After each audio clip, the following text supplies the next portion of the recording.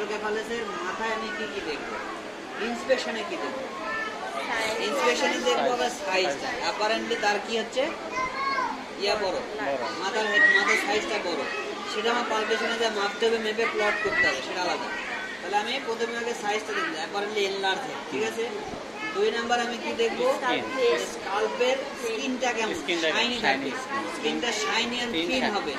3 number superficial ভেনগুলা visible হবে, visible superficial, কিছু কিছু ক্ষেত্রে পালসেশনও দেখা যেতে পারে। তারপরে আমি কি দেখবো? কোনো প্রসিডিওর মার্ক আছে কিনা, ঠিক আছে। যদি দেখেন যে টিপ মাইক্রোফোন লাগানো আছে, তার মানে কোনো প্রসিডিওর হয়েছে, হ্যাঁ। তাহলে এই জিনিসগুলো আমি ইন্সপেকশনে দেখবো। এরপর আসেন পালপেশন। পালপেশনের প্রথম কাজ হবে ওএফসি মাপ। ওএফসি মেপে স্যারকে বলবো, স্যার ওএফসি এটা, I want to plot in the goal chart, ওই সময় বলে ফেলবো, ঠিক আছে। তারপরে যে কাজটা ফাংশনালি দেখতে হবে, কয়েকটা জিনিস থাকে এখানে। কি থাকে? সুচারাল ডায়াথিসিস থাকে। সুচারাল ডায়াথিসিস কি? যে সুচারগুলো অ্যাপারেন্টলি সেপারেটেড থাকে, সেপারেটেড থাকে, বলে সুচারাল ডায়াথিসিস থাকে। ওয়াইড এন্ড ব্রড অ্যান্টেরিয়র ফ্রন্টালি থাকে। তাহলে আমার এখানে যদি অ্যান্টেরিয়র ফ্রন্টালি বড় থাকে, এটা ডেফিনেটলি মাপতে হবে, ওকে। তাহলে পালপেশনের প্রথম কাজ আমি দেখবো অ্যান্টেরিয়র ফ্রন্টালি দেখবো, ঠিক আছে। তাহলে এই যে এখানে অ্যান্টেরিয়র ফ্রন্টালি দেখলাম, তারপর পালপে ওয়েবসিটে মাপলাম। এই মা আপনি সামনে আসেন, এখানে আসেন, ভয় পাবেন না স্যার। সাইড দেন, সাইড দেন, ওনাকে সাইড দেন, বাচ্চা কান্না করবে না স্যার। তাহলে আমি দেখলাম ওয়েবসি দেখলাম, তারপরে অ্যান্টেরিয়র ফ্রন্টালি দেখলাম। আমি হাত দিয়ে সুচারগুলো দেখার চেষ্টা করবো একটু, হ্যাঁ। তারপর পোস্টের ফ্রন্টাল এটাও দেখবো ওপেন আছে কিনা। যদি আমার দুইটা ফ্রন্টাল ওপেন থাকে, তাহলে আমার ট্রান্সইলুমিনেশন টেস্ট পসিবল, না হলে আমার ট্রান্সইলুমিনেশন টেস্ট পসিবল নয়, ঠিক আছে। তাহলে ট্রান্সইলুমিনেশন টেস্ট কিভাবে করে?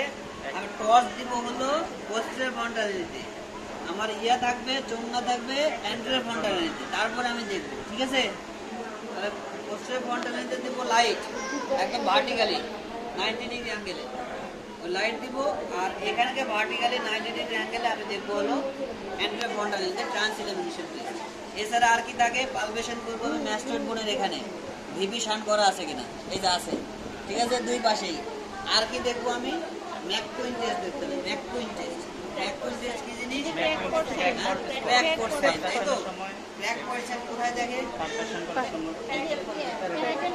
প্যারাটাল বোনে দেখে না, এটা হলো ম্যাককুইন সাইনটা দেখবো। তিনটা মানে বোন যেখানে জয়েন করছে, প্যারাইটাল, টেম্পোরাল এন্ড ফ্রন্টাল, ঠিক আছে।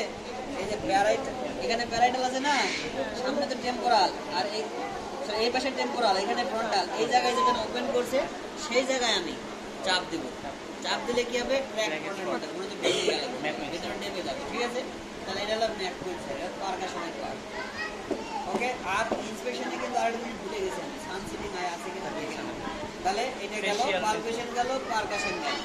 এরপরে আসো অস্কালটেশন। কোনো কোনো ক্ষেত্রে বলে, কোনো ইয়াতে বইয়ে লেখা আছে, আনন্দ কিশোরের বইয়ে লেখা আছে অস্কালটেশন আছে। আমি অস্কালটেশন আমি পড়ি নাই, আমার পরীক্ষার সময় অস্কালটেশন কি দেখবো এখানে আমি জানি। তাহলে এখানে গেল। এরপরে আমাদের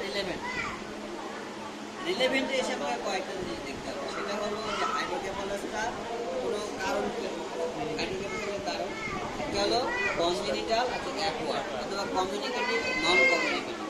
কমিউনিকেটিভ কজগুলো কোনটা? কমিউনিকেশন মানে হলো চারটা ভেন্ট্রিকুলের মধ্যে কমিউনিকেশন আছে, তার মানে কোনো অবস্ট্রাকশন নাই। তাহলে কি কারণে হতে পারে? যে কোনো কোনো কারণে সিএসএফ যদি বেড়ে যায়, যেমন মেনিনজাইটিস, ভাইরাল ব্যাকটেরিয়া চিনি ধরে হবে মেনিনজাইটিস, তারপরে করয়েড ভেনাস প্যাপিলোমা, হ্যাঁ, অথবা অ্যাবজর্পশন হতে পারছে না। হ্যাঁ মিঠু ভাই, লাস্ট ছিলাম যে একটা